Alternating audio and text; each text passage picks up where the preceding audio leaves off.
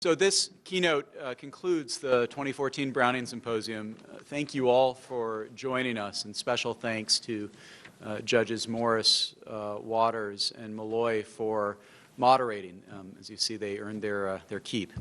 And thanks especially to all of our panelists for joining us here in Missoula. I'd like to also, of course, thank more formally the Law Review for convening this important discussion. And in particular, I'd like to thank Colin Phelps and Eric Rathy, the Symposium co-editors, for their tireless work and organization. You've really served as a model of professionalism for all of us. I think you've made all of these professors students. They're going to be facing a higher standard of performance and professionalism in everything they do because of the example you've shown us. So thanks in particular to Eric and Colin.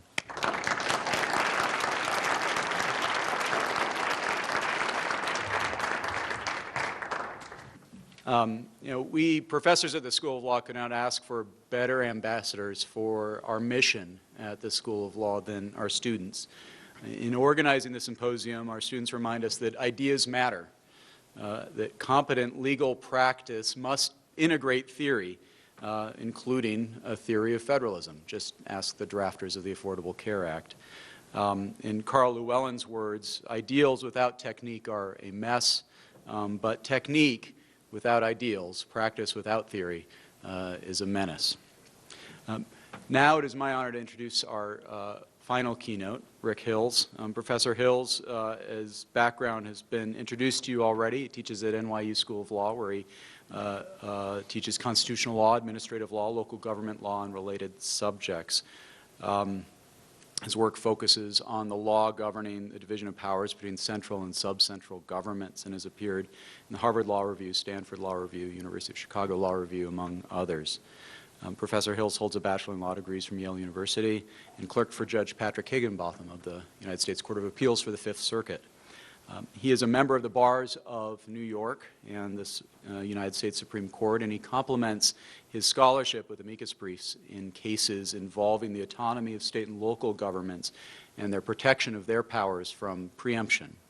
I should say, like our initial keynote, who blogs, Professor Salmon, who blogs for the Washington Post's Vala Conspiracy, Rick is a prolific blogger. Indeed, he is the second blogger, not just the second blogger, but the second blogger named Rick to visit the University of Montana School of Law from the influential Prof's blog, joining Professor Rick Garnett from Notre Dame earlier this year. And I know personally I'm always happy to see his work whenever something interesting happens. A secret is it's a great place to look for the really interesting things that, I don't know, might maybe come up on a con law exam sometime. For all of these reasons, please join me in welcoming Professor Rick Hills.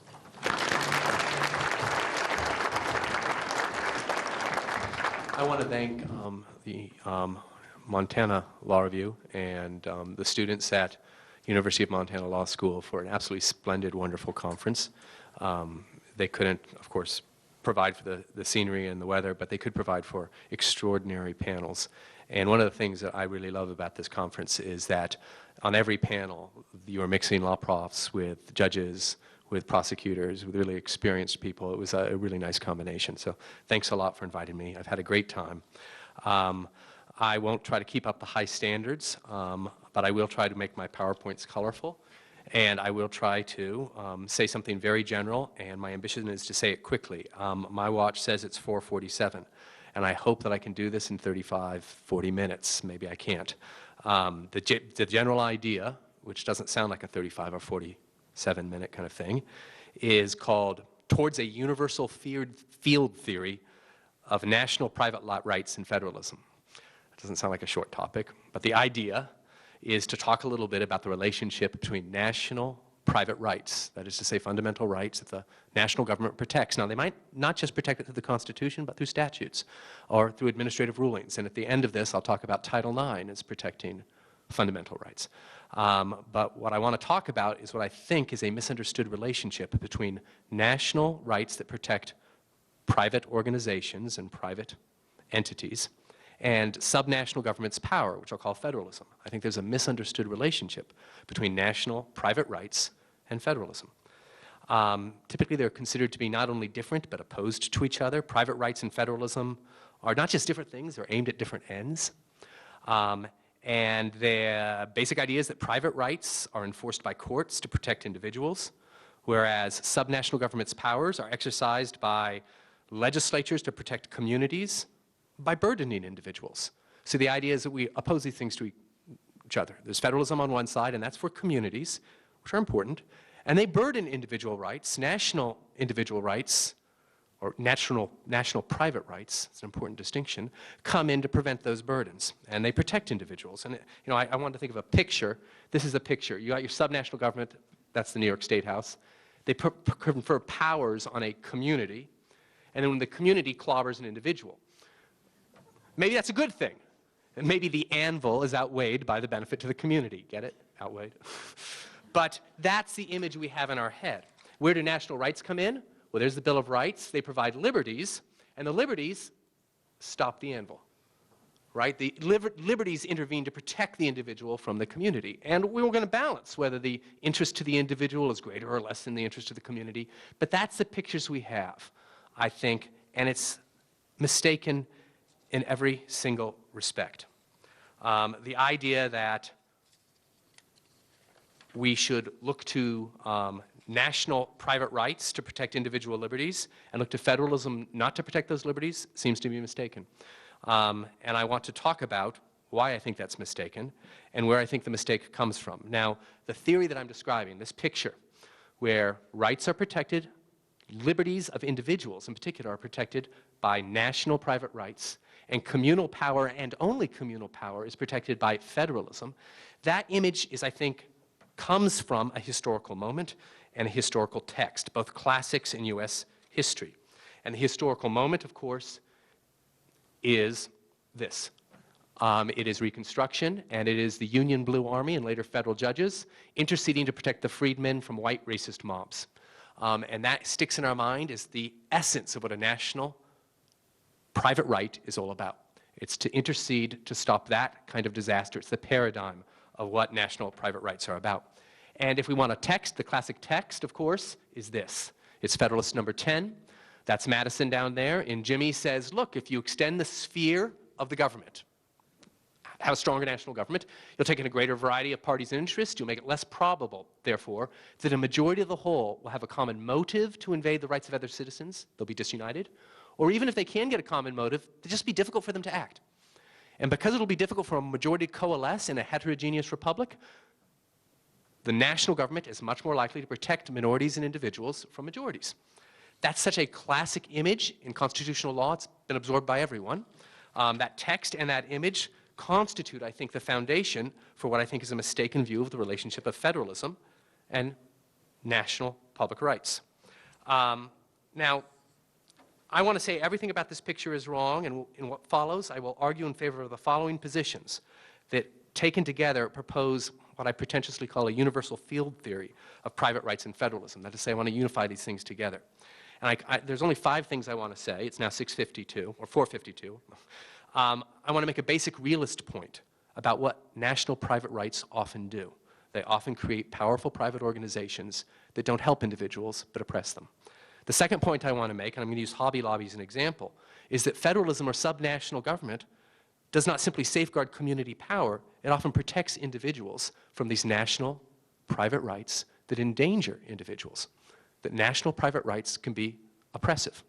The third thing I want to talk about is a forgotten Madison. It's not the Madison of Federalist number 10, but the Madison of 3 years later, in essays that nobody ever reads anymore, but were extremely important to Madison and to his conception of the necessary and proper clause.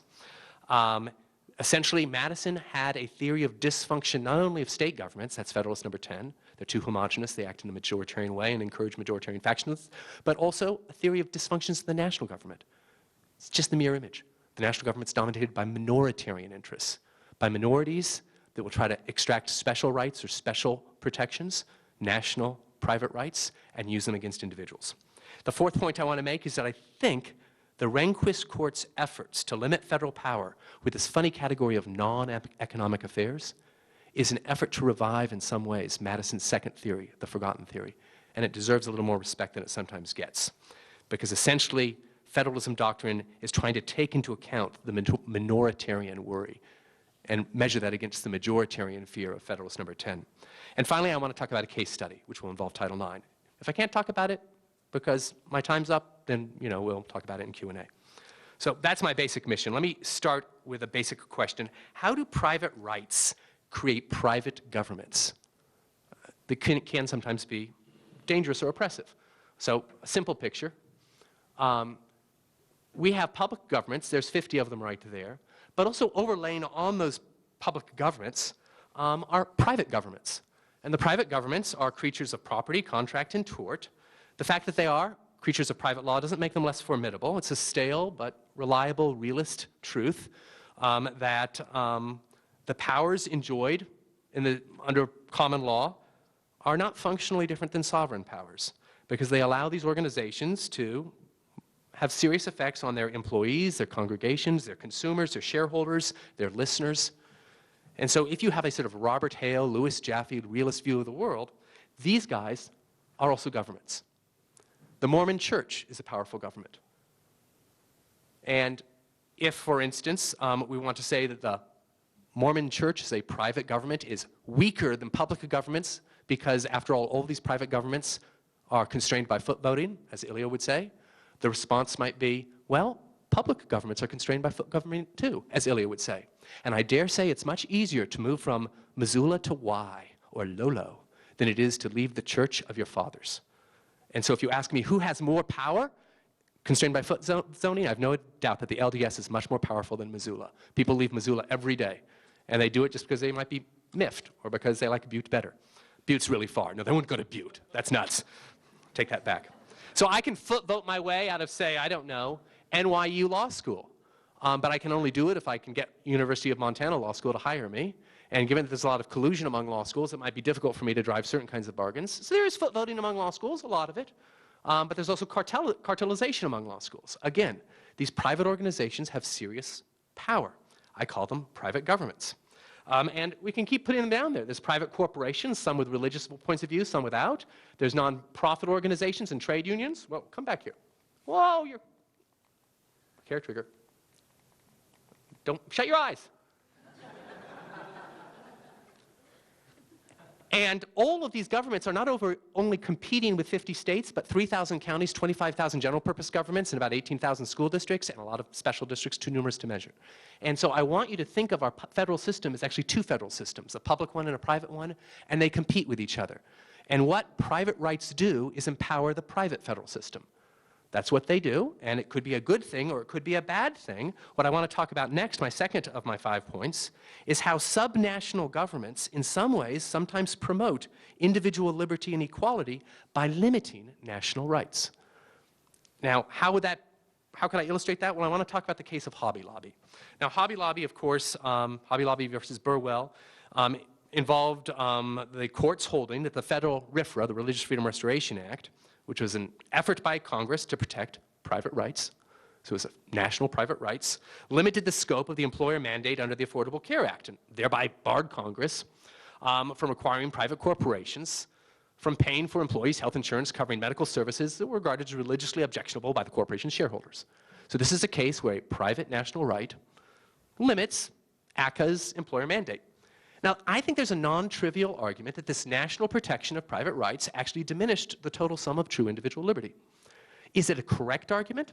No, it's rested on the intuition that female employees now lost equal access to an important benefit.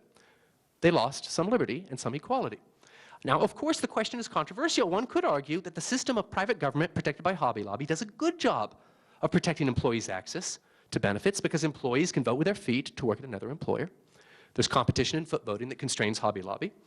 And also because the number of corporations that will actually avail themselves of Hobby Lobby is trivially small, given that the collective action problems faced by religious shareholders who want to take over corporations and invest them with a religious purpose are pretty high. So both shareholder law or corporate law, the law of voice, and the employment market, the law of exit, constrain Hobby Lobby in important ways. So we shouldn't assume that Hobby Lobby and this RFRA, this National Protection of Private Rights, oppresses individual liberty. But we should prepare to argue it. It's plausible. It's possible. because there's a significant number of people, I dare say, in this room who believe that labor markets are not perfect and that labor markets give advantages to large employers, especially in a not tight labor market, a slack labor market. And some people might also think that the limits on shareholders are not ideal. So there's a question about whether private organizations are adequately constrained by the rights that define their powers. Now, let's look at the system of federalism, which is opposite this national private right. Under the Court's doctrine of the 14th Amendment, Section 5 powers announced in Birney, Congress is prohibited from enforcing RFRA against state laws, which means, of course, that state governments can decide to impose exactly the mandate that was struck down in Hobby Lobby against any employer within their territory. And so if you were interested in protecting the individual liberty of female employees to get contraception at the employer's expense, if you thought that was an important liberty, federalism is the one that's protecting it, not national private rights. National private rights is endangering it. And so that's immediately sort of an intuitive counterexample, a politically correct one, that I'm giving you to illustrate why I think sometimes national private rights are a danger to individual liberty and not a protection. Now, Hobby Lobby and Birney are not the only examples of state attacks on nationally guaranteed private rights that actually promote liberty. Of course, during the 1840s and 1850s, northern state governments enacted various anti-kidnapping laws designed to frustrate slave catchers' efforts to recover fugitive slaves. The important thing to understand is those slave catchers were enforcing a textually specific national private right under Article 4, Section 2, Clause 2, the Fugitive Slave Clause. And the U.S. Supreme Court, the champion of rights, gave those private rights broad reading in Prigg v. Pennsylvania, an opinion written by Justice Story, the hero and champion of the Marshall Court's idea that vested private rights should trump state power. And so I guess if you believe that national private rights stand for individual liberty and federalism stands for communities, limiting individual liberty, then this picture makes sense to you. The Massachusetts citizens that enact these protections for fugitive slaves are a majoritarian faction limiting fundamental national rights. And this guy here, Joseph Story, who wrote Prigg v. Pennsylvania, is a judicial protector of fundamental national rights. And that's true as far as it goes. The guy in the bottom left-hand corner is protecting national private rights, constitutional rights, specific rights, rights that absolutely are guaranteed by the Constitution. The people in the upper right-hand corner, that's a flyer that was handed out by Massachusetts advocates of liberty, and they were urging fugitive slaves not simply to hide, but also to avail themselves of state law. They were certainly acting as a mob, limiting, lawlessly perhaps, national private rights. I say they were advancing individual liberty. And so do not think that federalism is the limit on individual liberty and national law is the defining source of individual liberty. Again, it is naive to believe that national protection of private rights is identical to the safeguarding of individual freedom. Now, third point. What was Madison's theory that would make this more than just an occasional mistake? I mean, we all make mistakes, right? Just because Justice Story and the framers of the U.S. Constitution made perhaps excessive concessions to slave owners to get them to join the Union does not mean that the national government is systematically likely to enforce national private rights that are oppressive, right? Well, Madison had a theory that nicely complements Federalist number 10. It was a theory that he announced in pamphlets in the National Gazette shortly after the Constitution is ratified and the National Bank, the first bank of the United States, is proposed. And that theory, just to set the historical record straight, was essentially a theory that said the national government is uniquely prone to minoritarian capture. He argued that continental scale democracy, the kind of democracy that he said prevented majoritarian faction in Federalist number 10, made it extremely difficult for members of Congress to know what their constituents really wanted. Here's his words. The larger a country, the less easy for its real opinion to be ascertained, the less difficult to be counterfeited. And those lines, I think, are the critical ones in this passage from Public Opinion. The more insignificant also in a large country is each individual in his own eyes. So individuals just don't mobilize effectively in a continental scale democracy, he says. Now that's not inconsistent with Federalist number 10. That's exactly what he said in Federalist number 10, except in Federalist number 10 he said, high five, that's awesome. In Public Opinion he said, this is a disaster. This is a problem. Why did he change his mind without changing the political theory? Now, Public Opinion was also associated with Consolidation, another essay. And here's where he says, look, the space of the country that would produce an undue growth of the executive power would prevent that control on the legislative body, which is essential to a faithful discharge of its trust. And he wants to say the following, which is a Federalist number 10 sentiment, but with a negative sign rather than a positive sign next to it. neither the voice nor the sense of 10 or 20 millions of people spread through so many latitudes as are comprehended with the United States could ever be combined or called into effect. He wants to say that mobilization, popular mobilization, in the United States at the national level is extremely difficult. And that could be a problem if the national government ignores the local organs. By local organs, he means states' governments. And the main problem he saw was actually undue growth of the executive power, of course, the Federalist government, of this time of Washington, later of John Adams. And the idea is the reason why these Federalists have power is because we can't mobilize against them because we face collective action problems and mobilization costs. Now, I want to say that Madison's idea in consolidation and in public opinion, which we'll just call the National Gazette essays, it has a paradigm just as our 14th Amendment in Federalist Number 10 is a paradigm. For the 14th Amendment, it's Reconstruction. For Madison, it's the first Bank of the United States. That's the first Bank of the United States down there. I actually took a little photograph of it when I was on Chestnut Street. And here's the speech he made against it. This is a speech that Ilya Soman and Justice Roberts quote. Justice Robert quotes it in Sibelius. He says, look, the powers that were conferred on the National Bank in 1791 were powers that created national private rights, vested rights, to design and protect shareholders. But they were powers that created monopoly. They deprived Congress of the ability to supervise this monster. It ties up the hands of elected officials. And so it deprives citizens of equal rights. These are private rights. They're national private rights, and they're bad. Now, this is from his speech on the floor, made in 1791, against the Bank of the United States that Ilya mentioned earlier. And in this speech, he offers a canon of construction of the necessary and proper clause. And he says, here's my way of protecting us against these national private rights that are created by shareholders in Philadelphia who, taking advantage of the fact that the majorities can't mobilize against them, capture Congress and extract benefits that they couldn't extract at a more accountable level of government. Here's the canon.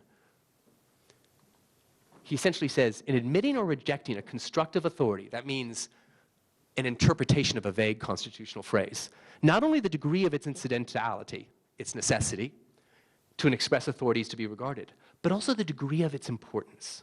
Since this will depend the probability or improbability of its being left to construction. What the heck does he mean by that? He's saying, look, the powers that are being conferred on the first Bank of the United States are really important. They're big, they're dangerous, they're scary. They cannot be left to implication. Normally, we would defer to Congress about, whether a power is sufficiently close to an express power to be justified. But these kinds of powers fall into a different category. I say it's a suspect classification, really. And therefore, they need to be scrutinized more carefully. Now, his suspect classification was not, action versus inaction, which I'm on record as thinking it's a silly suspect classification. Randy Barnett's an old friend of mine. I like him very much. I don't see the point of this suspect classification in Sibelius. He had a different one. His suspect classification is, do not delegate powers to private corporations, especially financial corporations, especially powers that are monopolistic in nature, or give them exclusive rights for long periods of time. If you do that, then all deference is off. We're going to watch you like with a microscope. And that was his argument for why the first Bank of the United States is unconstitutional. Now, I want to emphasize this canon of construction can be phrased more generally in the following way. Basically, he's saying, look, the national government is prone to capture by minority factions. When the national government confers important powers, his word, on private groups in ways that do not reflect majority consensus, there's a danger of oppression. So you need to look very carefully at whether those private organizations created by these national private rights are constrained by exit and by voice. Is the National Bank, Bank of the United States, constrained by voice? No. The president only appoints 20% of its directors, and they meet in secret. Is it constrained by exit? No, because the law that created it banned any other private banks from competing with it. Had an exclusive franchise for 20 years. And so Madison reasons, you've created an entity that's unconstrained. You've created, and this is the phrase he used, of course, a monster. And therefore, we're going to scrutinize it very carefully. That's his suspect classification. I find it so much more persuasive than the Sibelius suspect classification. But that's an offhand editorial that is neither here nor there. The important point is that Ilya and Chief Justice Roberts are absolutely right. The necessary and proper clause is not just one clause. Sometimes it's applied with extraordinary deference because you don't trigger one of these suspect classifications with national law. Sometimes the deference should be suspended because you passed a national law that triggers the very danger to which national governments are prone, minoritarian tyranny. And there's symptoms of such laws. The National Bank epitomizes those symptoms. Okay, fine. Fourth point. I think I'm going to make my time. Modern jurisprudence has generally focused almost obsessively and exclusively on the idea of Federalist number 10, that idea that subnational governments are prone to majoritarian factionalism, especially on issues that divide citizens on cultural or religious lines, which is also an inheritance from Madison, who was a defender of religious liberty and feared religious majoritarianism. By strictly scrutinizing state laws that impose burdens for reasons of cultural or religious bias, therefore, the U.S. Constitution can avert acrimony and non-deliberative oppression that such majoritarian factionalism breeds. And so you can see immediately from Federalist number 10 springs a theory of suspect classifications with state laws. What's the category of the state laws? Well, you know, because in first-year common law, you start with Griswold, you go to Eisenstadt and Baird, you move your way up to Roe, and the category in all the case books, from Kathleen Sullivan to Akhil Amar and Sunstein, is non-economic. If the state law deals with non-economic affairs, then it's suddenly suspect. Now, why is that? Is it because non-economic matters, which they typically define to concern marriage, childbirth, sex, sexual morality, maybe the raising of children in Moore versus City of East Cleveland? Why are these kinds of non-economic matters subject to so much more suspicion than, say, state wage regulation or state hours regulation, or quite cartelizing state rules on economic matters? After all, the power to earn a wage or to run a firm can be much more important to someone than the power to get laid. You know, so you might say, and John Hart Ely famously said this, and David Bernstein, my classmate, in Ilya says this. I don't think it's because of the importance of the rights. It's the risk of an improper motive. The theory is that when states regulate in these areas, we should be very suspicious that their majoritarian passions are triggered. Because we know that in America, sex, drugs, morality brings out the most passionate and zealous in us.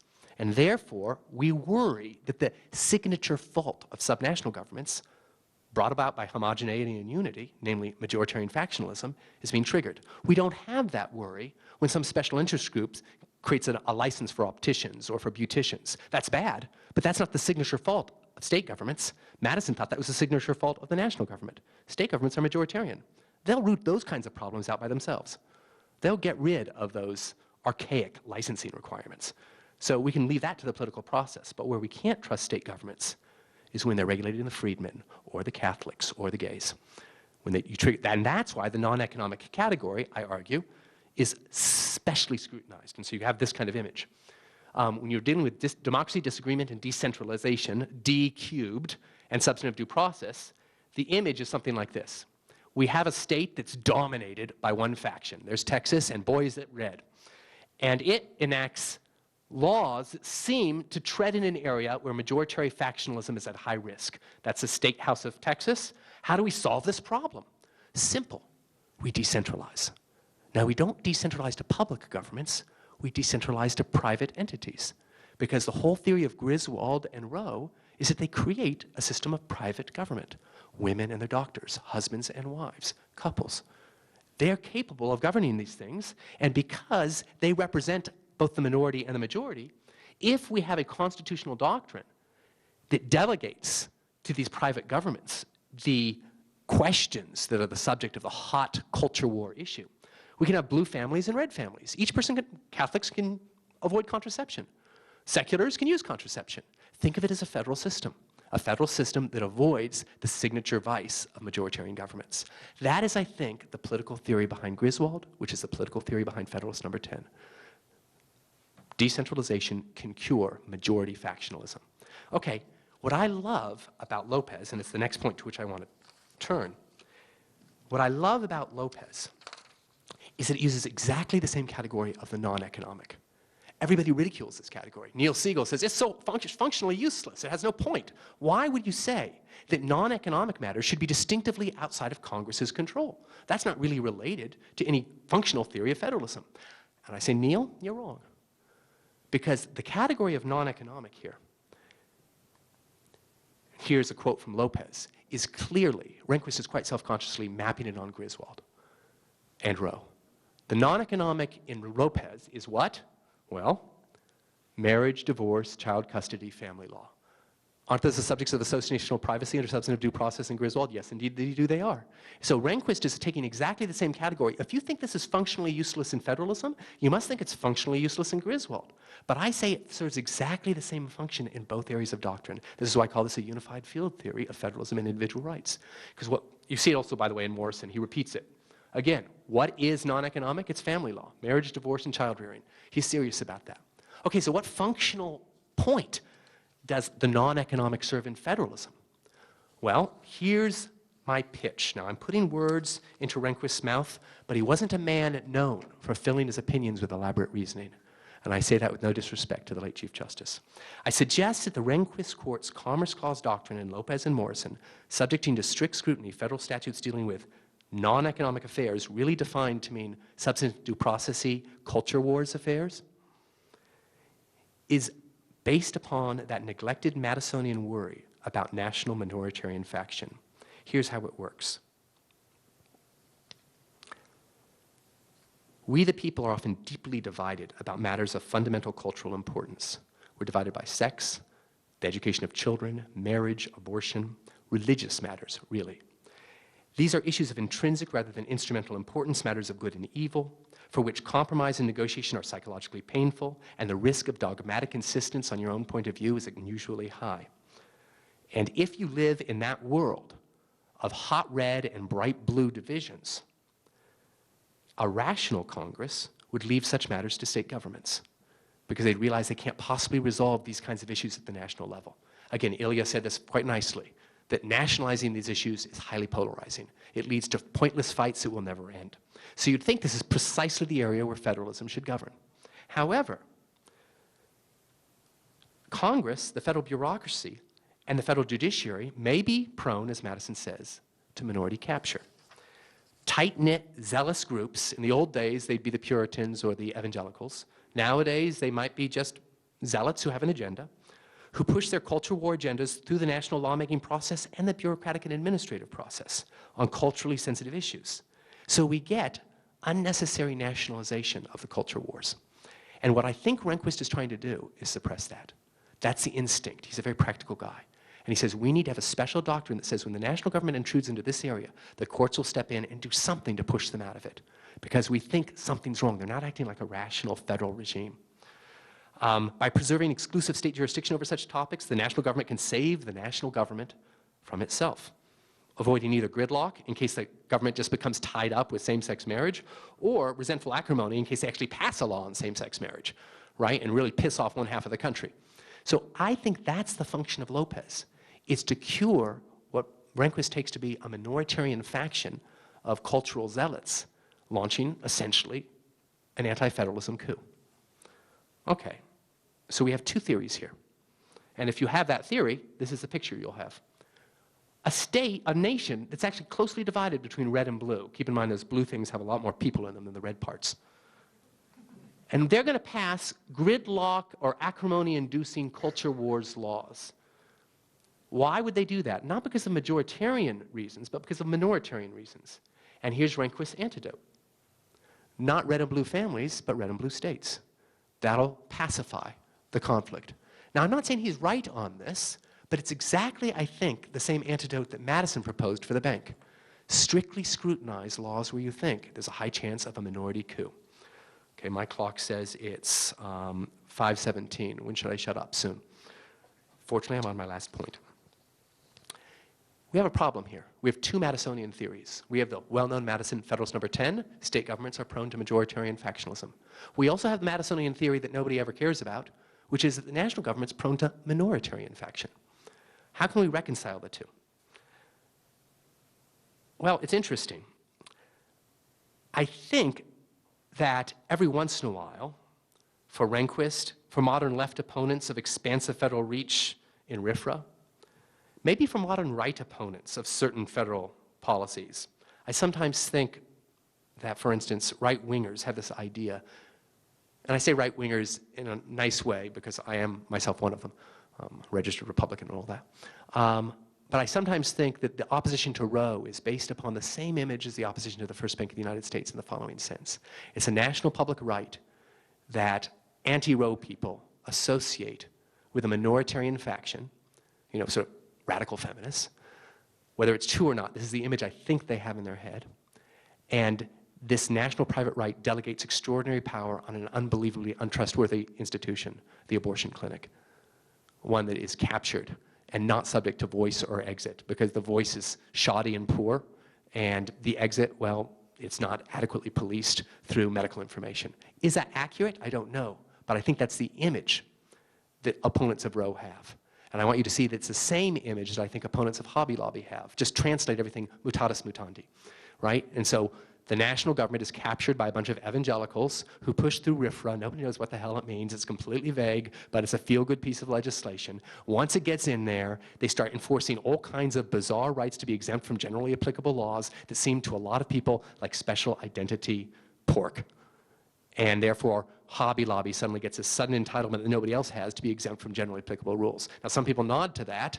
I want you to see that's exactly the same kind of story that the right-wingers say about Roe and that Madison is saying about the First Bank of the United States. I'm not trying to judge any of these stories yet. I just want you to have the picture of the second Madisonian theory of minoritarian capture. And now the big question is, we end everything here at 5:20. Was Madison a hopeless schizophrenic? Was he crazy? Because how do we reconcile these two theories? It's a really difficult task. Here's a checklist. I think you can, and this is what I would call a unified field theory of federalism and individual rights. Ask first, was the state legislature or Congress, depending on who's acting, dealing with a topic within their competence? And by that I mean, was Congress creating private rights that were beyond state capacity to regulate? Or was Congress trying to fix a non-deliberative state institution, some state institution that seemed to be acting like the Southern governments in 1868? Did the state legislature or Congress deliberate in a manner suggesting that their signature clause were not activated? In other words, do we see Congress inviting a lot of people in an open public way and having an open majoritarian debate rather than a minoritarian debate? Or do we see them hustling through a law without really considering the ramifications? And finally, ask whether the state legislature or Congress exercised such competence to create a framework for decision-making properly constrained by exit and voice. What kind of thing did they finally create? Did Congress create a sensible way of balancing religious liberty against other liberties? Did the states create a system whereby, when they enacted the Comstock law in Texas, they sensitively balanced the interests of women and the other interests? Or did they seem to enact a law that only took into account one interest? If the instrument that they created seemed to have weak constraints of exit and voice in either a majoritarian or a minoritarian way, there might be a signal that one of the other flaws was triggered. Now, I'm not going to talk anymore. I have an example from Title IX that's extremely controversial. I also have a example from the Second Amendment that's controversial. They're controversial on different sides. I take them both to be illustrations of Madison's second flaw, cases where national private rights burdened individual liberty and foolishly did so because of minoritarian concerns. The national government was captured by minoritarian concerns. I'm happy to talk about those in questions, but I wanted to end soon. I actually haven't kept track of time because it's been so enjoyable to talking to you all. So I have no idea how much time we have left, but I'm done now.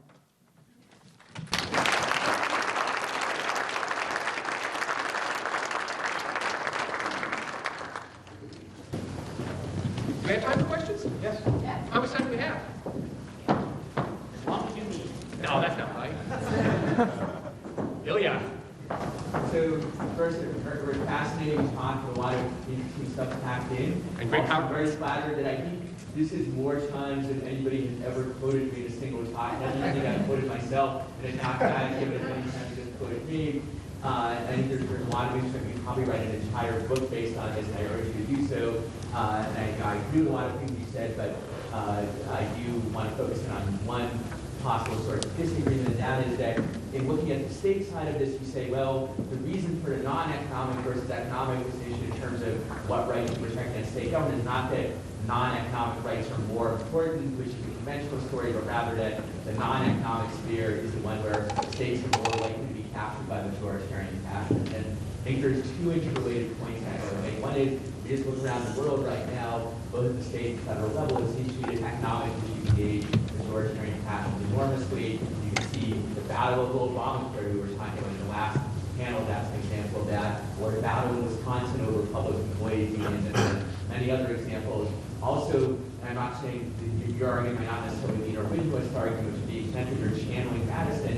If you look right back into the Federalist pen and you ask, what are Madison's examples of majoritarian passion at the state level? What the examples he gives are a rage for paper money, a law for the cancellation of debts, or any other wicked project. So the concern about the states animated Madison and many of the other founders was precisely that the states would enact majoritarian, stupid economic, or at least what they thought was stupid economic legislation that would endanger property rights and the stability of the economy and the like. So it seems to me if the story is one about majoritarian passion, it seems to me majoritarian passion, both in Madison's view and also in terms of what goes on in the world right now, are just as likely to pervert state legislation and economic issues as on certain kinds of social issues. So it may vary between different economic issues or between different social issues, but I'm not sure you can really say that it varies. That when it's sex or guns or something, people are very passionate. When it's economic, they're like, well, it's news, I don't really care that much. It doesn't matter to me.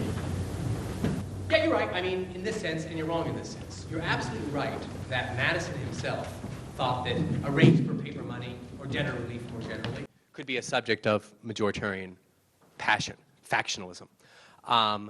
I think that the New Deal court that announces the economic, non-economic distinction thinks that all of those issues have finally been settled, not in the sense that we all agree, but that we all talk in a kind of technocratic way about it. That Republicans under Dewey and Eisenhower had been reconciled to the welfare state, and so now it's just a matter of how much you make deals.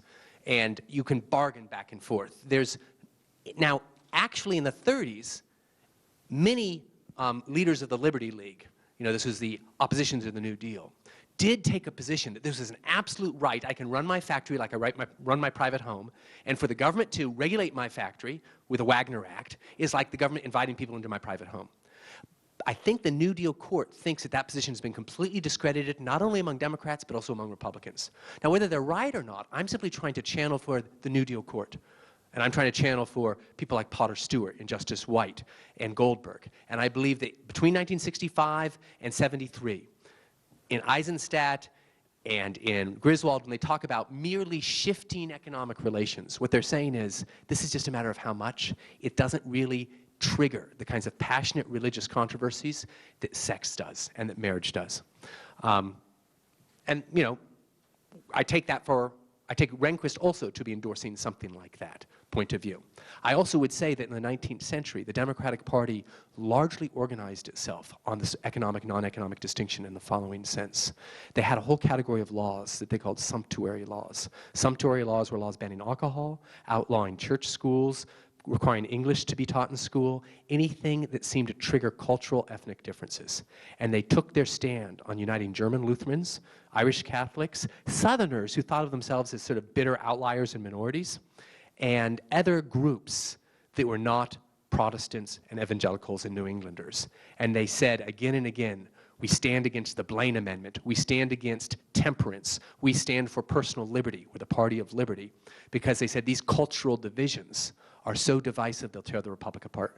Now, of course, the Southerners before the Civil War tried to incorporate slavery in there as well. Their main attack on New Englanders were, you're fanatics. You're fanatics who are going to wreck the republic by invading what? What was the term they used? Domestic relations. And the idea that domestic relations, household relations, are paradigmatically state matters, because if you elevate them to the national level, you'll tear the country apart, that's largely an invention of people like Philip Barber, who's on the Supreme Court, and invents in the 1850s the domestic relations exception to diversity, and John C. Calhoun, who defends the rights of Mormons to have polygamy, not because he's a polygamist or likes polygamy, but because it has to do with the household. So this distinction between the household, domesticity, sex, the education of children, and everything else is actually deeply hardwired into 19th century jurisprudence. It wasn't hardwired into Madison's mind. I feel like Jerry Springer right there. I want to press you a bit on your contention that this economic, non-economic distinction that the court maps out in Lopez maps nicely onto the culture wars. And I can see how that's the case in family law issues, custody, marriage, and so on. Most people would agree the federal government would still be hard-pressed to regulate directly those matters. But then there are other issues in the culture war, abortion, for example, or drug use of various sorts. They're part of the culture wars, but are clearly within Congress's power, at least as that's been interpreted maybe post-Raich. So the Partial Birth Abortion Act, the Controlled Substances Act, which preceded it, of course. So I'm wondering if you're asserting this link between non-economic and the culture wars. I wonder if you could tease out a bit what your view of that non-economic economic distinction is. So the court blinks, and everybody recognizes that. Ernie Young, everybody recognizes that the Rehnquist court cannot face down Congress, or for that matter, the lower federal courts. And so the non-economic economic distinction is not junked in Raich, but it's sullenly pocketed. And the court says, you know what? We are not going to make war on the war on drugs. The war on drugs is clearly on the non-economic side, in the sense that if you look at the tradition of U.S. history, prohibition and temperance were always regarded as culture war issues. From the Harrison Narcotics Act of the 1920s up to the Controlled Substances Act. And it fits squarely with the idea of, the counterculture versus the silent majority. So you're right that it does fit in this area, but the court backs off. Where do they take the non-economic economic distinction? They take it into administrative law and statutory construction.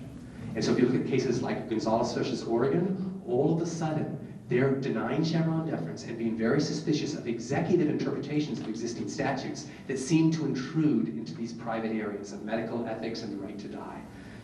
Why? Well, because obviously the fight over physician-assisted suicide between Senator Nichols and Ron Wyden of Oregon was largely a fight of the right to life movement versus a kind of more secular Pacific Northwest movement. And so I do believe the court still draws this distinction. They draw it less explicitly. They don't say non-economic, but we know what they're thinking. If you look at every single case where the court gets very suspicious on statutory interpretation grounds, they tend to involve violent crimes, Fowler, and violent crimes sentencing is a classic culture war division. They involve Raich, drugs. They often involve claims like to land. So Rapanos is a good example. And land and the family farm and real estate turn out to be quintessentially concerned with another kind of right, fears about takings. And so you see in Rapanos a kind of statutory construction where the court says this is a very sensitive area. I don't explain why it's sensitive, but we all know why. Because this could be a takings, and it could be a takings of property of the household. You could be wetlining a family farm. And so it's an invasion of the household in a way that, say, regulation under the Food, Drug, and Cosmetic Act of the production of pharmaceuticals that are traded across state lines just isn't a concern. So I actually do think if you look at administrative law and statutory construction, I've written a piece on this looking at all the Roberts Court's preemption jurisprudence. You see an anti-preemption canon whenever federal law starts creeping towards these less commercial areas. Where you see total deference, like absolute deference to the feds, FAA cases, Federal Arbitration Act cases. Is far from the domestic as you can imagine, totally commercial. So does that mean that you would that you would read that the federal government has been too differential toward the exercise of state police power, particularly in regard to contract rights, i.e. running your own business or paying your employees what you want to, or state land use regulation where the property rights are clearly involved and the planners are now swarming like bees, and the public planners and the private planners who actually hold title are essentially being swept aside.